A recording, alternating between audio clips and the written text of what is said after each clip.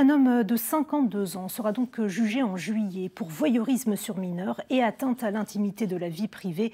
Il est accusé d'avoir filmé une soixantaine de mineurs dans des piscines municipales de Strasbourg. L'homme a été interpellé le 9 juin dernier grâce au père de l'une des victimes. Le récit d'Alexandra Bucure et Louise Cléty.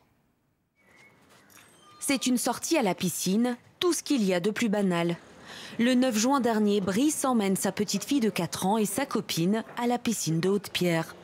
Au moment de passer en cabine pour se changer, le père de famille est alerté par le comportement suspect d'un homme d'une cinquantaine d'années. Soupçon qui s'avère fondé.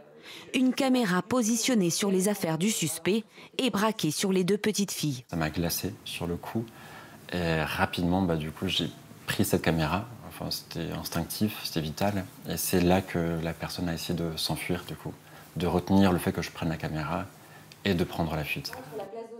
Brice parvient à maîtriser le quinquagénaire qui sera interpellé et placé en garde à vue. L'enquête permettra de découvrir une soixantaine de fichiers, des photos, des vidéos d'enfants prises à leur insu depuis 2023 dans différentes piscines de l'Eurométropole de Strasbourg.